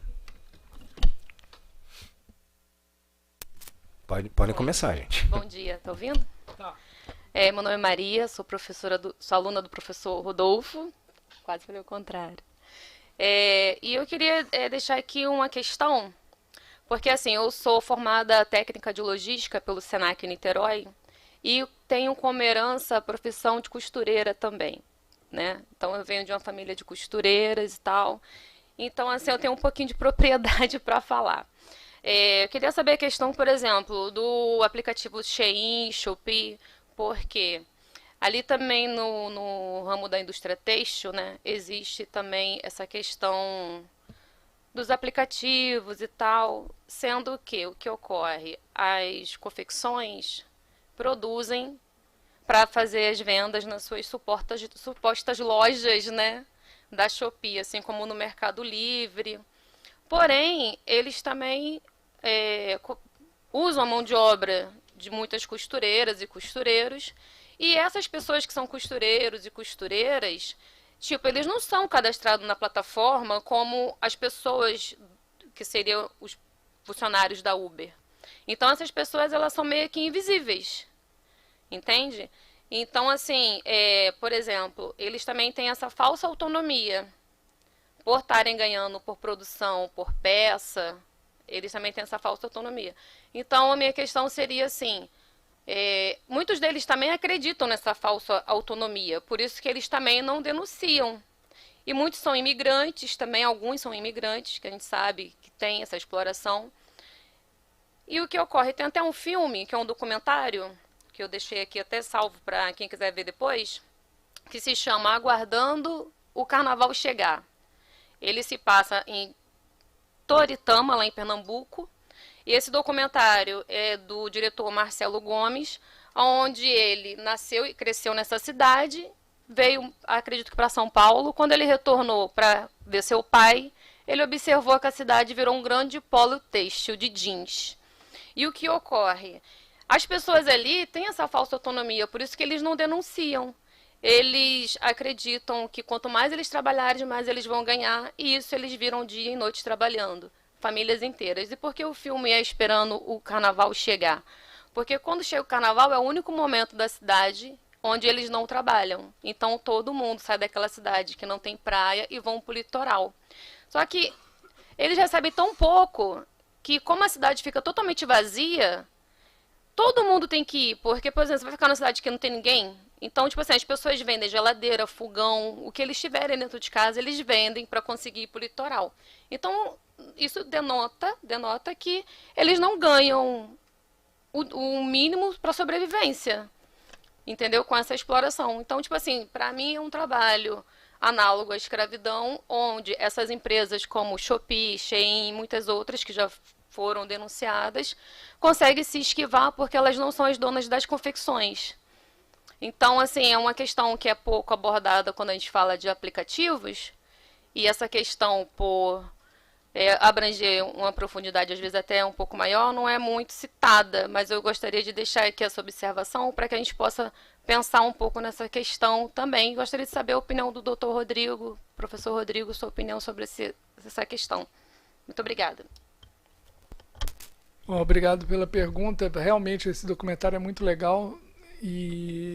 Só que a questão, como você diz, da costura é uma questão que ela tem muitas facetas, muitas dimensões, né? E sempre beirando o precário, né? Então a gente vê que houve uma construção que é já de décadas, né? Que funciona por meio daquilo que se chama de facção. Então as grandes marcas, elas, em sua grande parte, elas não costuram a própria roupa. O que elas fazem é entregar para oficinas, grande parte delas bem precárias e de forma até clandestina algumas, eu já inspecionei várias dessas, de fundo de quintal mesmo, onde tem as máquinas de costura e ali se funciona de qualquer jeito, mas sempre sob o molde e sob a supervisão da própria marca. E aí nós estamos falando de marca, pode ser igual era nesse documentário, que eram marcas nada conhecidas, que eram vendidas nessas grandes feiras nas cidades, por aí até marcas vendidas por meio dessas empresas, né, que tem essas plataformas de venda, até marcas caras, né? Então foi pego uma marca muito famosa de feminina, como que é o nome? Que era bem cara, Animale, foi pega por conta desse esquema, né, de facção que é enfrunhado e que não é nada novo, né, gente? Eu vou lembrar o meu grande amigo marxista de novo ali, o Ivan, né, Ivan? Qual é o livro, o capítulo que está falando sobre, o Marx fala sobre trabalho por peça? Qual que é? É o capítulo do salário. Então, podem ir lá. Ele dá o exemplo da facção, inclusive. E ele vai falando que essa é a forma mais exploradora, a pior forma em relação ao salário por tempo, e na verdade ele fala que é um salário por tempo disfarçado, né, Ivan? E que, na verdade, coloca na cabeça, incute na cabeça do empregador que ele é um empresário. E que quanto mais ele produzir, mais vai receber. Só que, obviamente, por dois motivos, isso nunca vai acontecer. Primeiro, pelos limites físicos que as pessoas têm, e o segundo porque o empresário, quando ele coloca o preço da mercadoria, ele já está calculando quanto que ele quer pagar, porque ele sabe quanto tempo demora, mas faz com que a pessoa se ultra coloque a exploração alheia, né? Não é se ultra explore, ele se permite ou ele abre a brecha para ser mais explorado. Então é uma coisa que, por exemplo, se você for ver a Riachuelo tem lá no Rio Grande do Norte, ele fez um esquema com o governador do estado, com todas as autoridades, e que é completamente espalhado em pequenas cidades do Rio Grande do Norte, de fundos de quintal que produzem para ela, e ninguém com qualquer garantia ou com qualquer direito. Nós tivemos uma atuação forte, o Ministério Público do Trabalho lá, contra todos e contra tudo lá, porque as autoridades locais bateram na gente, foram no Congresso Nacional, foram... E milhares de trabalhadores na confecção e de maneira terrível. E é uma coisa que é mundial, em verdade. Se deu a dica de um, eu dou a dica de outro documentário que se chama The True Cost, que é o verdadeiro custo, que é, na verdade, a indústria do fast fashion, com todas as suas etapas da carreira, o preço que custa para a sociedade, para o meio ambiente e em termos do trabalho, né? Foi nessa onda que teve a questão lá em Bangladesh, que foi o maior acidente de trabalho do mundo, né, que morreram mais de 1.000 pessoas lá. Desculpa se demorei na resposta. Nada, que isso. Juliana, vai fazer pergunta?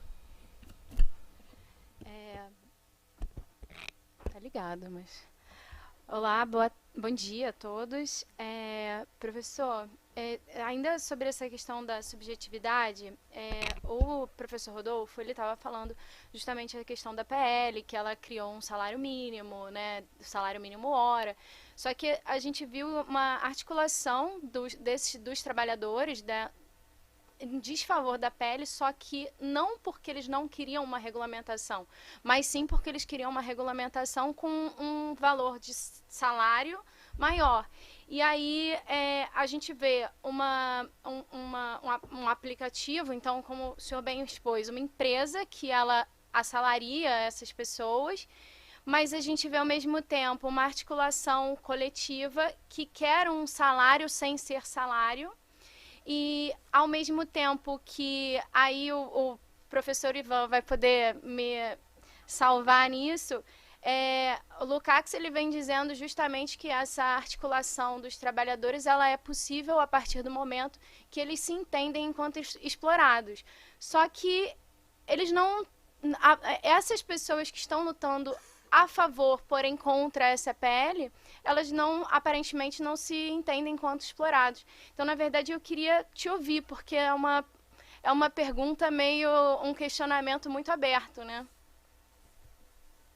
Ótimo, agradeço de novo a pergunta, mas é muito interessante fazer pesquisa empírica sobre isso, né? A gente já fez um monte de entrevista lá no meu grupo de pesquisa, e é muito interessante, porque eles começam a falar, não, eu sou autônomo.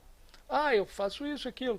Aí, de repente, eles começam já a escorregar. Eles falam, não, mas o aplicativo não me deixa fazer isso, não me deixa fazer aquilo.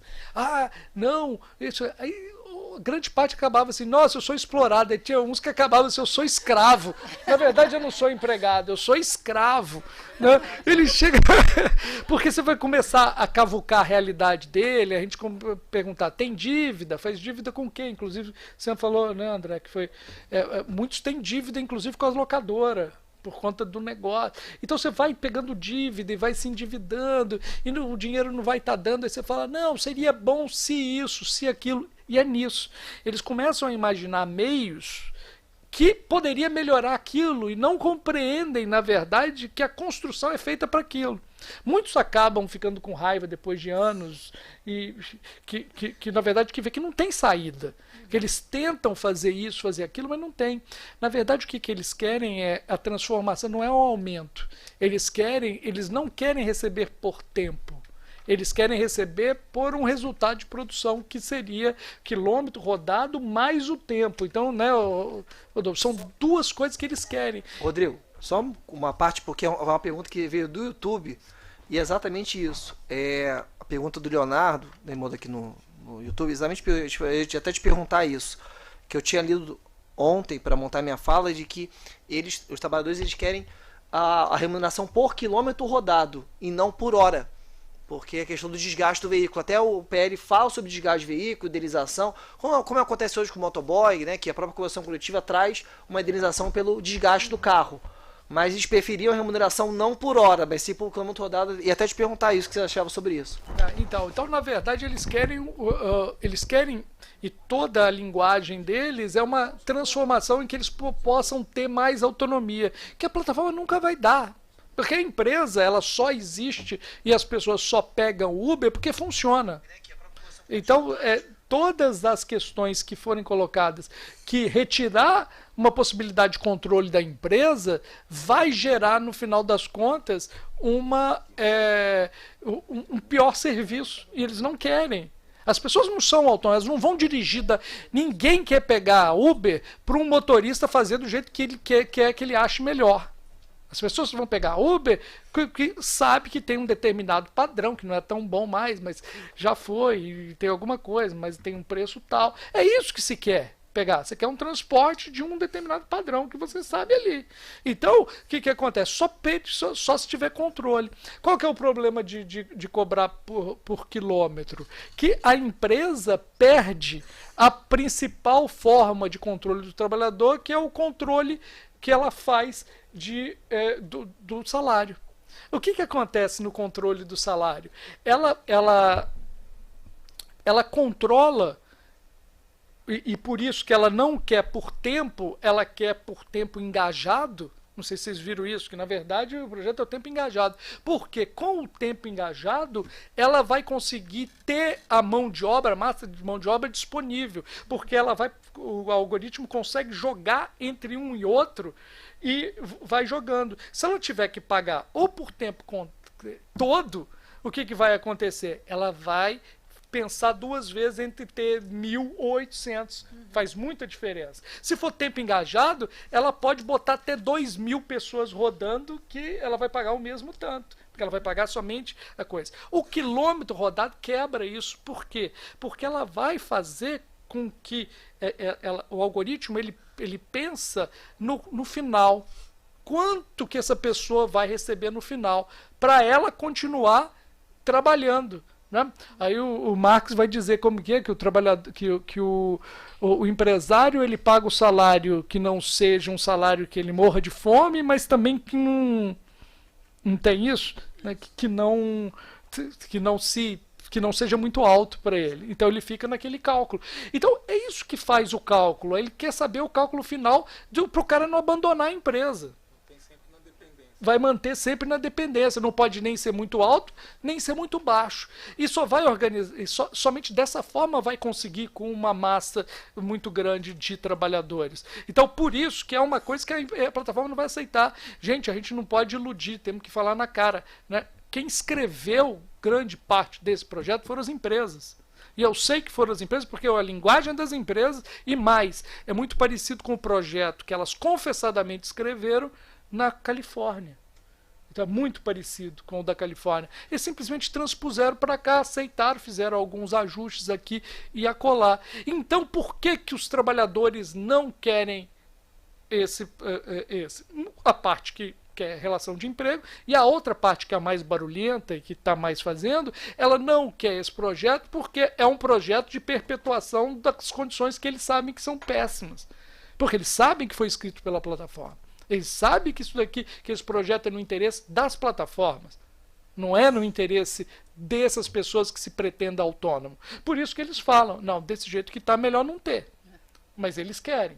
Eles querem um que garanta mais autonomia, ou uma forma maior de que eles sejam empresários de si mesmos. Mas isso a plataforma não pode entregar para eles.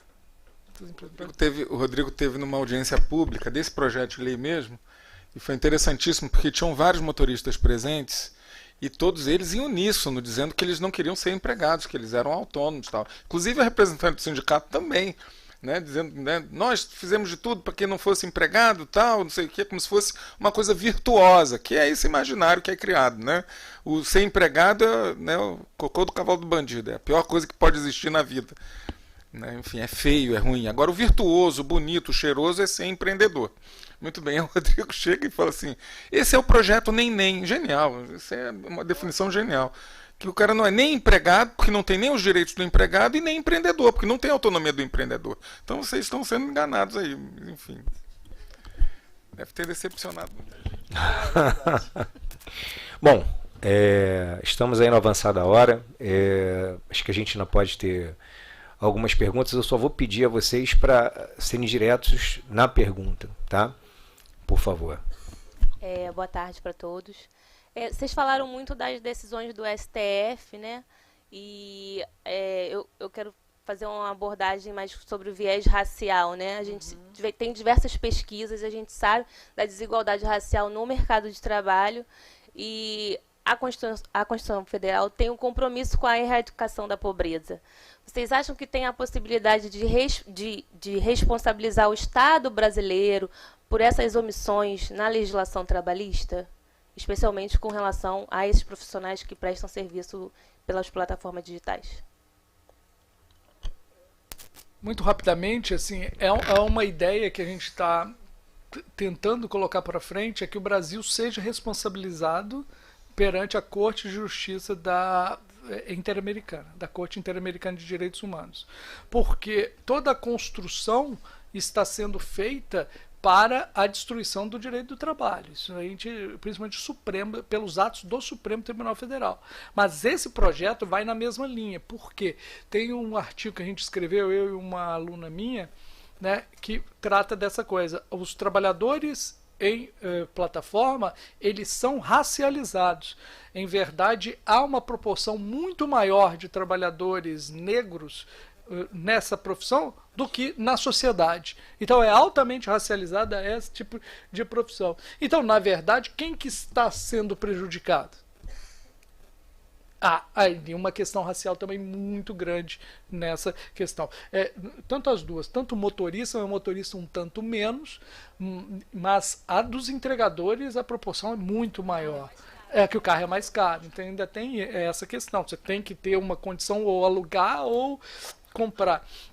Então tem essa questão, a gente está observando, muito provavelmente já foi entregue na Comissão de Direitos Humanos, que tem o relator especial da comissão, ele já está com isso, e a pretensão é colocar isso para frente, porque há uma construção no Brasil realmente de criar uma subclasse de trabalhadores. Foi você que falou? Que o Ivan falou, uma subclasse, como se fossem os trabalhadores domésticos historicamente, mas criar esses subcidadãos dessa construção, como disse aqui o doutor André, de uma outra categoria de trabalhadores como subclasse. O que você ia falar? É Leandro, mas não tem problema. Leandro. Leandré, desculpa, cara. É a fome. É a fome. Porque você falou todas as outras vezes Leandro. Só foi essa. Então, é a fome. É a fome. Paula vai fazer? Olá. Paula, tudo bem? Não, parabenizar. É só uma consideração, não é nem a questão da pergunta em si. parabenizar pela abordagem social, cultural, né? A forma holística conforme foi abordado as questões, e trazer as questões também que o professor Ivan falou, a outra colega também, de como esse fenômeno, os fenômenos na sociedade ocorrem, né? A gente reproduz tudo que já aconteceu. Então, analogia à escravidão, e hoje em dia essa falsa sensação de liberdade, né, que a gente remete à alforria, né? Então, pessoas que têm essa falsa sensação da liberdade, mas não têm as condições, as aptidões para que seja de fato exercida, né? Então, pega muito na questão do consciente e subconsciente que você falou. Para eles todos, eles são livres, são motoristas de aplicativo, mas quando vai lá para o subconsciente, a pessoa está lá, não, tem horário, tem isso, tem aquilo. Então, como isso pega, né? E essa forma de abordagem holística, que a gente tem que lembrar que é ser humano. É ser humano. Muito bom. Bom, acho que a gente já pode partir. Tá. Não, apenas perguntar ao doutor Rodolfo, pode repetir, por gentileza, o número daqueles 2 RRs que foi rápido? Claro, repito aqui rapidamente. É só colocar, enquanto isso, o que o professor Deu colocou da questão da classe, eu concordo perfeitamente, e eu nem falo subclasse, terceira classe, né? Porque tem empregado doméstico, teria isso. São os dois recursos ordinários, né? Eu falo que são os mais importantes do tema. 100.353, dígito 02, 2017, 5010066, da terceira turma do TST, e o da oitava turma, 100.853, dígito 94, de 2017, 5010067. Ok, bom. Só a referência que o pessoal pediu, que o Rodrigo pediu, é o capítulo 19, tá? Eu não sei de cabeça não, eu olhei através da tecnologia mesmo. O que é difícil de acreditar, que você não sabe de cabeça, viu? O que é difícil acreditar, mas... É a fome. É a fome. Bom, gente, eu acho que estamos no caminho certo, né? O objetivo de hoje é justamente instrumentalizar a advocacia trabalhista, os estudos, também na área trabalhista, e eu digo não só na área trabalhista, o direito, né? Porque esse assunto não é um assunto só trabalhista, esse assunto é um assunto do direito. E o Rodrigo trouxe até algumas questões aqui de uma posição política, opinião política ou decisão política, né? Mas a gente não pode também esquecer que hoje, no meu sentir, infelizmente, muitas decisões vêm ocorrendo com uma análise econômica do direito pura e simples, né? Não se analisa, e muitas vezes, o direito em si, mas se analisa o que aquilo ali vai impactar na prática, né? Então a gente tem que tomar muito cuidado com esses caminhos que estão sendo tomados. Mais uma vez agradecer a vocês, brilhante participação, repito, uma sexta pela manhã, tempo de divulgação não muito grande, mas eu tinha certeza que pela qualidade da mesa e pela qualidade do nosso palestrante, isso ia acontecer. Estamos aqui sempre dispostos a ajudar, a ouvi-los e, lógico, né, agradecer ao Rodolfo mais uma vez, aos componentes da mesa, nossos amigos de comissão, e eu desejo a todos, se ninguém mais tiver mais alguma palavra final para trazer, desejo a todos uma ótima sexta-feira, um ótimo final de semana. Eu esqueci, desculpa. Gente, é um evento que tem as suas formalidades. E uma formalidade que eu acho interessante, eu vou pedir para a Juliana, que é a nossa secretária, trazer os certificados, mas a entrega sendo feita ao professor Rodrigo Carelli, né, que merece mais do que tudo. Não. E merece. Mesmo tendo me chamado de André, você merece. André. Não, André. Gente, mais uma vez, muito obrigado, viu? E a OAB está aqui, a comissão está aqui. Precisando de qualquer coisa, é só nos contactar. Obrigado.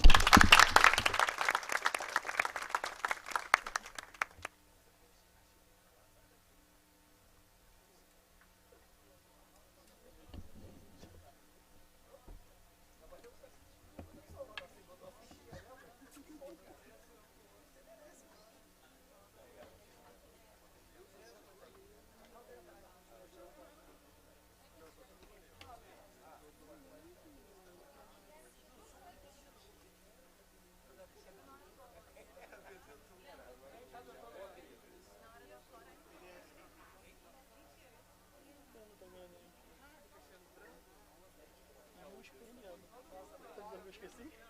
E os pernas não dá pra